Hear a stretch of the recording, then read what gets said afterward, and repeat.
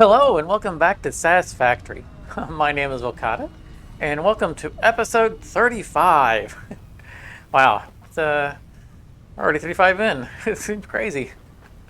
Today we are, of course, kind of picking up where we left off, but today is very important because, over the past couple of episodes we have been preparing the Spire for our circuit board facility, and we've got all the groundwork laid, and we're no longer putting it off. Today's the day we're going to build our massive circuit board facility, and I can't wait. I've got all kinds of plans for it, and in fact, it's going to be such a big build. I think that we don't really have much time for an intro, so let's run over to the train station. I'll meet you over there, and I want to talk a little bit about kind of the math behind what we're getting ready to do, and then we'll head to the job site.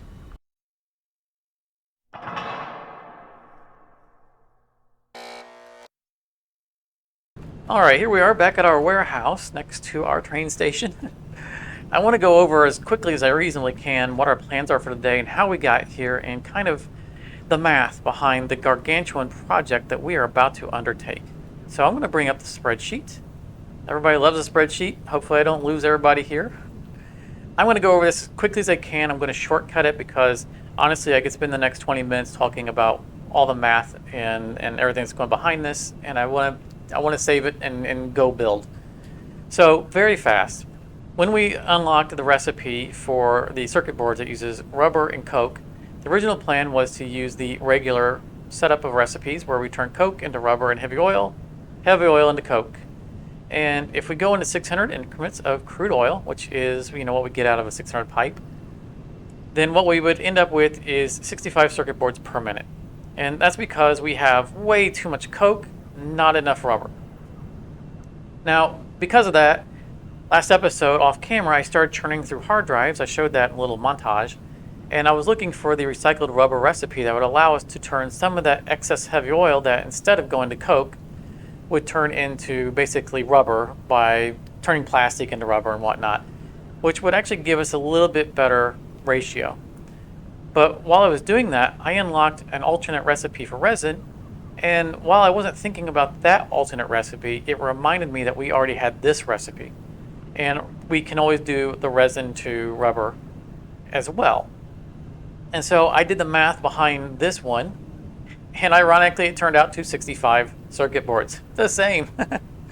And this is actually worse for us because it's a bunch more refineries for the conversion of resin to rubber. So it would take more power and more space to get the same amount.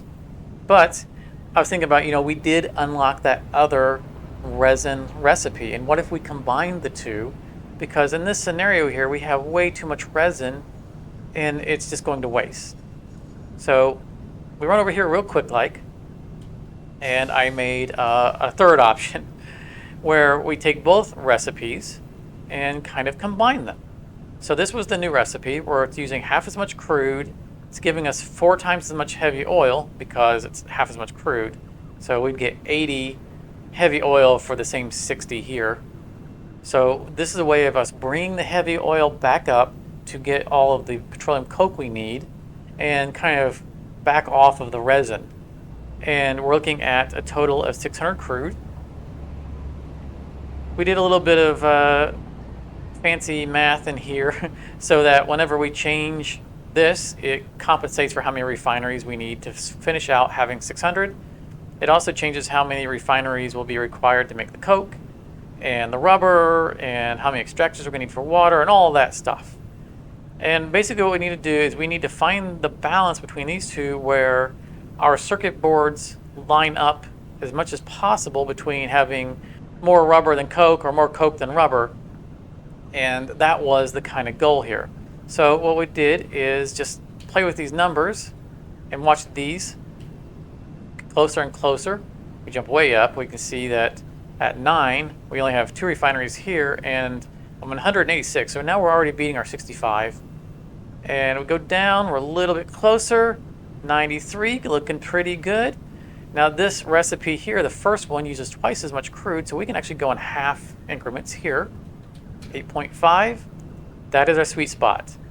We have 97 and 96, so we can get 96 out of this setup.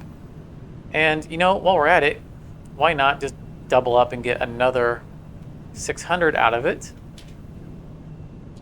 So if we bring that up to 1200 crude, double, we already know what the sweet spot is.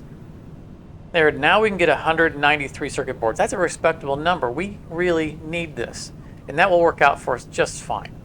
The problem is that, look at the refineries here.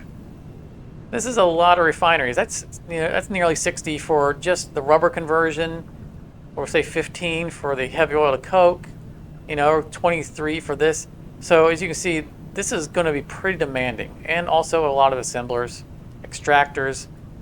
So it doesn't come without a price, but it will give us what we need, and that's what we're going to do today. So I'm going to prepare for going over to the build area, and I'm just going to set up a bunch of these over here, and all of our assemblers and whatnot, and water extractors, and see what all we need.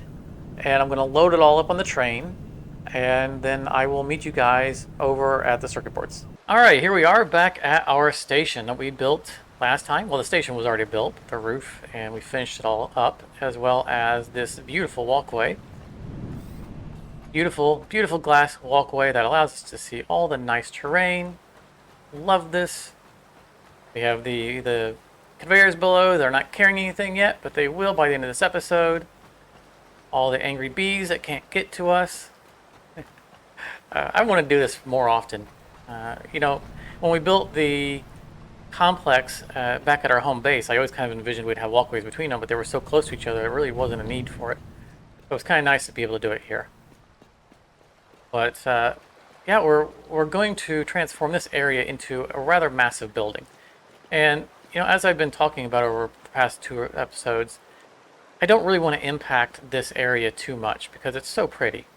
And building a giant, rectangular building just doesn't feel like it would do justice to this area. It would be a giant footprint, and it would feel kind of plain for how pretty this area is. And I thought about it, and I came up with a different design that I think is going to be really cool.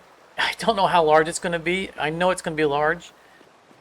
And it's going to be futuristic, artsy. I don't know. It'll be grand, which I feel like the area justifies.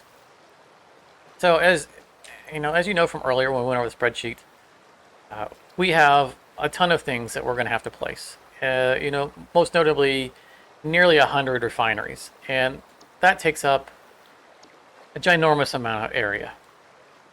And with the design that we're going to go with, we're going to have 24 of them wide. And so that's defining that end to that end of what this building is going to need to be.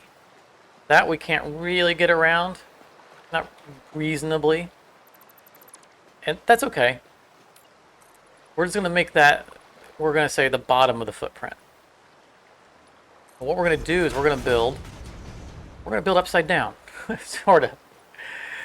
We're going to build a big old triangle, and the base is going to be more or less the width of refineries, and a little bit of space, right, for piping and conveyors and whatnot.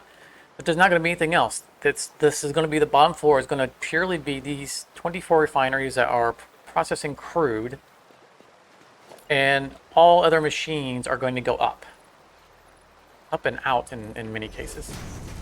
And this might work and it might not. Well, it'll work. It might not be what I envisioned. I don't know. That's kind of the fun of developing new strategies and trying new things. But we're going to build it one way or another. So this is the side that we're going to start with. We're going to plop down some refineries. And then we're just going to work our way all the way to that side and see how far it takes us. And that will define the max width of our building. So we can go over just a little bit more if we need to. And that's fine because, you know, give ourselves some space to work with. And that's would help if we have all the floor here. So I'm going to real quick place all of these. We're gonna call this the first one. We're gonna line it up with the side because this is going to take right there is a pure extractor. That's going to be a 600 oil output on its own.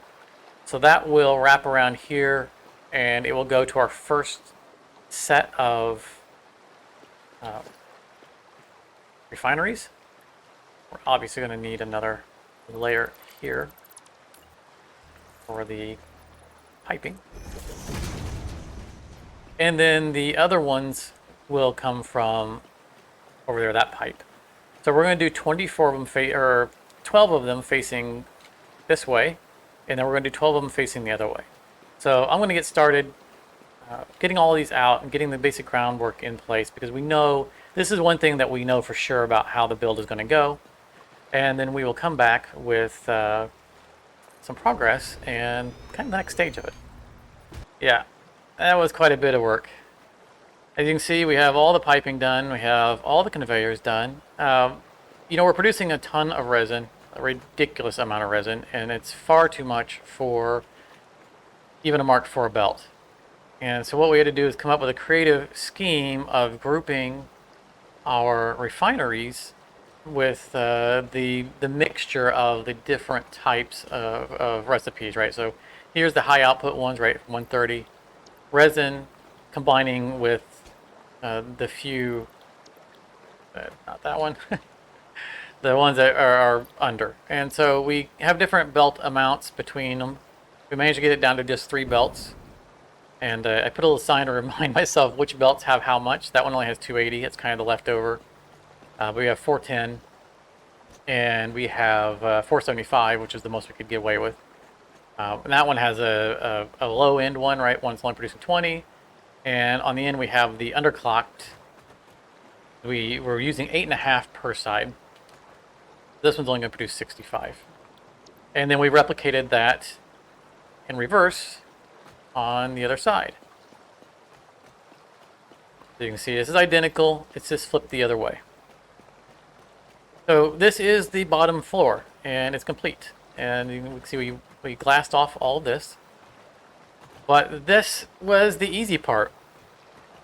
The hard part is going to come on the upcoming floors because we have so much material to move and convert that it's going to be kind of a logistical nightmare. And again, we're trying to kind of preserve the appearance of the location, so we don't want a gigantic rectangular building. And what we're going to do is, you know, as I think I mentioned, is we're going to go up and out. It's an upside down pyramid. And what we're going to do is we're going to go glass.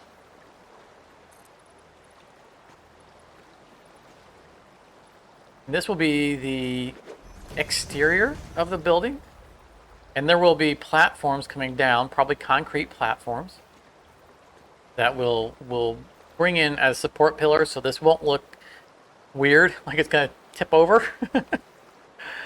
But this is how it's going to go. That's that, and we will have next floor 3, 4, 5. Well, okay, Zoop got a little overzealous there. And this is an far enough away to give us a 5 wide, so we can do another set of refineries. Now, here is kind of the interesting issue, and I want to bring the spreadsheet back up here real quick to show the dilemma that we're running into. Spreadsheet. Hello, spreadsheet. All right, so our conversion of heavy oil over to coke, and resin over to rubber is rather demanding in the refineries. So we're going to reduce this back down. Where are we at? Right here. Nope, not right here. What am I looking for? Right here. So now that we've split the building in half, we're doing 600 crude on each side. It's easier for us to visualize what each side of the mirror is going to look like.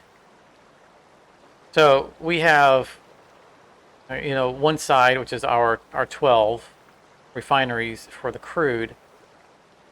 We're going to need 8 more refineries for the heavy oil to coke.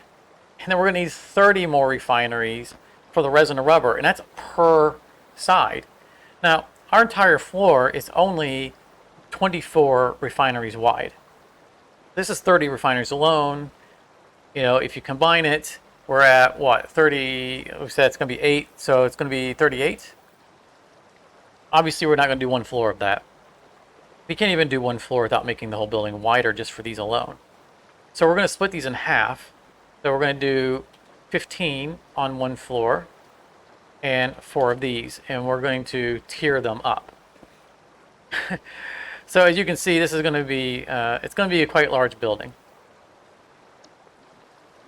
That's what we're going to do next, is we're going to go out and then platform, out some more, platform, and then by the time that platform's done, it should be high enough to clear these refineries, and then we can just make a floor all the way across, and we can bring together all the product from all of the refineries to the assemblers in the middle. So that's the plan. So you can see we've got a ton more to do. We're going to probably do all of the water extractors out there in the kind of ocean area. I don't really want to sink them under here. This is deep enough. I don't know if it's deep enough to hold all 20 of them, but I just don't want to put them under there. I want to do glass floors as much as possible and be able to look down at them. We'll just run parallel pipes and find a way of routing them nicely. And that should be all it takes. Everything else should be nice and interior, and then we'll figure out a clever way of connecting all these through the electrical wires. And Bob's your uncle. I think that's going to be it. So let me get on it. All right. Oh my goodness. It's been, I don't know. It's been 5-6 hours. I don't know. It's all a blur now. All of the refineries are done. They're placed and unplaced and moved and removed and belted and repiped and painted and yeah, just it's all done. The refineries are done.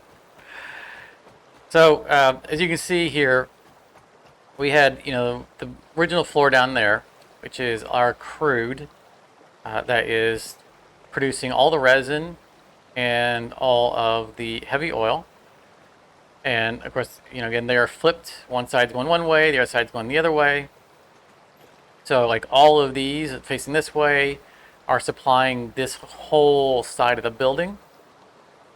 And let's see here. These are the polymer resin to rubber.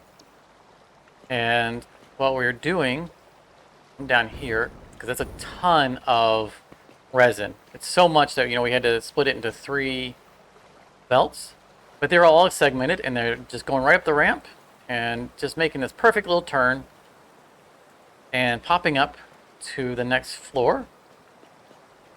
And they're all mathed out to work together. So like that one right there has 280 coming up the belt, so it's exactly 7 machines.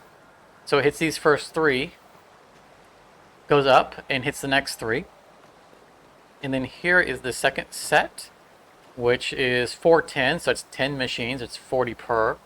So it's 5 machines, and up there it pops up and hits 5 machines. And then the last one, which has the majority, 475, and that's just under 12 machines. So that hits all of those, goes up on the end and wraps around. You can see we have kind of cool walkways that take us up. comes back across and hits all of them, and then so right here is number 12, and then everything comes out and runs along the back line. Yeah, and that's it. We have the heavy oil going up. You know, they don't take nearly as many refineries, so it's just one pipe.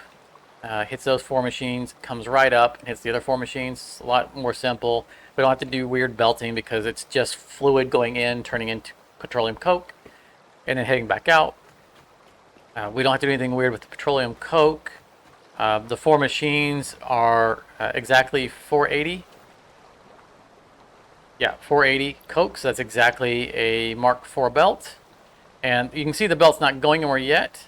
And that's the next stage. The next stage is to fill in the center here with platforms and get all of our assemblers down.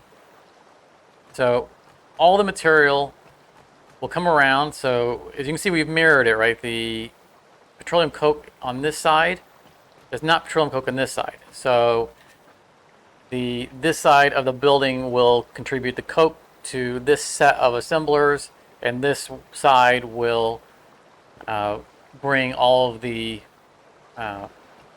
rubber to the set of assemblers, and we'll do half and half.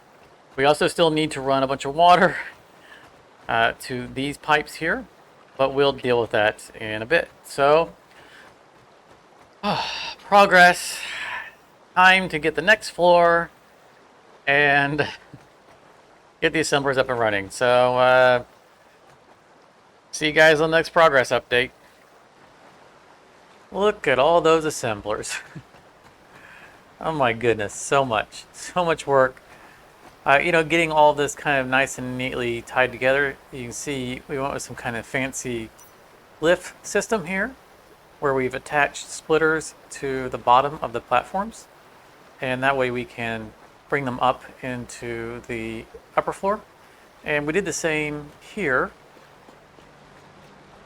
on these as well, so that we can, you know, we could do one set of conveyors on the same floor and then not have to really do, you know, jumping around. And that worked out pretty well because, you know, we have product being delivered from different floors anyway. So you can see right there, that's rubber being delivered up and then under. And in this case, I did petroleum coke up and under for the top floor. But it came out wonderfully. See how nice and organized all of it is, all the red lights, because nothing has power yet. But yeah, we ended up having to do 2 floors, and I did invert. You know, they're facing one direction one side, facing the other direction the other side, and we'll just have to merge all the output. But yeah, no, it came out pretty good. I'm happy with it. You can see we've brought kind of an initial facade up on the outside, and we'll go over that on the next update. But I wanted to attach that platform to something, and you know, I could have done pillars, but I felt like, you know, we knew there was going to be a wall, so I thought just attaching it to the wall would probably make more sense. And you can see I've done some kind of test work on how we think we're going to do the upper wall and the ceiling and whatnot. So that's going to be something that's going to be done after this walkthrough. But there is just so much to do still. Again, everything needs to be wired. Make sure all the outputs are going to the right place. Make sure that we're not missing any pipes or anything like that. And there's still all of the water has to be run. So that's kind of the plan. But yeah, I just wanted to show you real quick before I start closing this up, because aside from the water pumps, as you can see, I've already got some of the water out there. Aside from getting those in here, I need first to have a wall so I know where they're going to come through and all that. And we're going to start sealing this building up. So that's, you know, this was the last chance to walk through while it's still open, and just kind of give you a quick look through. So I'm going to get back to work, finish this up, and we'll come back when we turn it on and see this whole thing working. All right, so most of this is all turned on, and there's been a bunch of troubleshooting, which is expected in this kind of build, but I wanted to real quickly show you a bug that's in the game right now, which is that sometimes pumps, there are pumps down there, won't go through pipe holes. And there's lots of water coming in here, and there's more than enough head lift. But none of it is making it through the hole. And usually if you're running something like that, replacing a pipe somewhere in the chain will solve the problem. And it's kind of 50-50 if it's going to be, see that one? Look at that, immediately starting to work. And I believe the same problem is up here as well. There it is, the final form of the building. It's like a giant diamond. I love it. I love the way it came out. I went with kind of a light blue on the concrete walls because, you know, you're kind of facing up. You're seeing the light blue of the sky for a lot of it. Plus, you know, it kind of works well with the reflection in the windows. So I'm very pleased with it. And it's still keeping with the kind of lighter colors of, you know, the area. And over there you can see we have our other water production coming in. And here's where we were running into problems going through that window. That's that window right there. I just replaced the pipes and it just started working. So, you know, I knew we had enough head lift from those Mark II pumps down there. It's just a bug. Well, you can see we have the pillars and the facade here all set up, the supports. And I went with this little split here between the colors, which I was very happy with. This is something we did live on live stream. And the people who were watching, talking in chat, agreed that they really liked it when we did this little split. And so we worked it out, and it gave a nice little break between the two colors. And we even painted a little red V into it because of the brand. But yeah, you know, we have the concrete pillars, and you can see it goes all the way across, so it's sitting in a cradle. It's not like it's going to roll over. But the whole thing's working. I need to spend a little bit of time, you know, just walking across and making sure all the machines are running at 100%.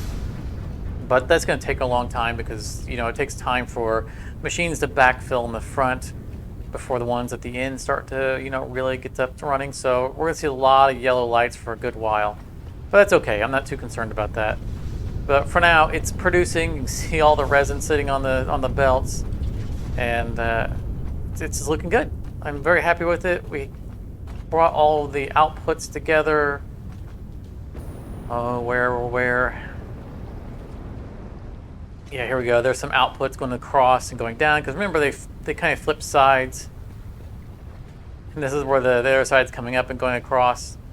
And they all meet at the end. And they eventually make their way back to the train station.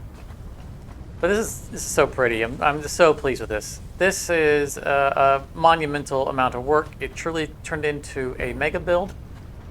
But we'll talk about the statistics when we get back home for the outro. See, there's where the output is starting to make its way through.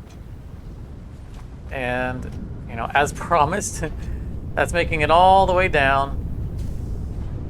It's going underground, and it's going into our little conveyor system through our walkway. I know that looks yellow, but that's because of the lighting. You can see it's actually still green. And it just runs under. It's a little hard to tell, you know, with the reflections, unfortunately, because, well, you know, we know how the reflections go. But that's where it is. And for now, we have a sink over here just so I can make sure it keeps running. I don't want it to back up and not, you know, notice that something isn't running. So I need it to all sync out for now.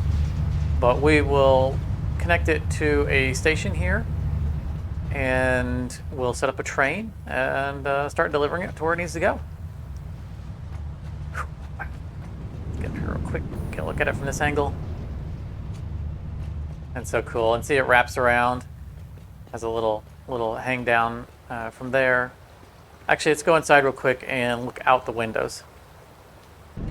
So we have a ramp going up, and I went with this kind of asphalt tile roofing for this walkway. Just kind of helped it kind of stand out. But yeah, we can look around and see everything, and we can look down and see everything. Kind of suspended over it. Oh, this worked out so well. I'm so happy with it. And yeah, we did all the wiring. Everything's up and running. All right, back to the train and heading back home. All right, here we are back at home. All right, so that mega build, you know, it's been a couple of weeks since I published the episodic episode. You know, this right there, episode 34 was like 2, maybe 3 weeks ago at this point. But we have live streamed over the past couple of weeks doing that mega build. In fact, that mega build took over 24 hours to build, and at least 20 hours of which was done in live stream. And so, you know, I want to thank very much all the people who came out and hung out with me.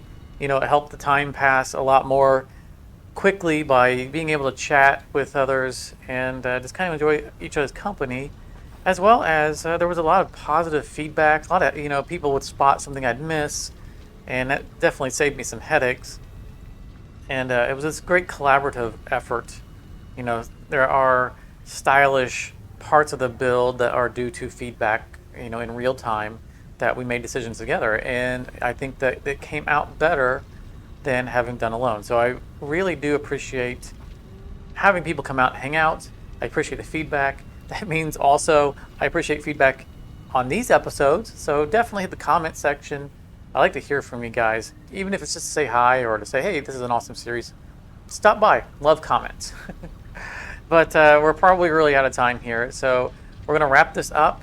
That mega build was way more arduous than I expected, but I'm so glad we got it done. I love what came up with. And next week we will probably be at the electronics hub, but you know, we'll see where we go next. So thanks very much for coming out. Thanks for watching, and be sure to like it if you liked, and you know, subscribe if you haven't. But I will see you guys in the next episode.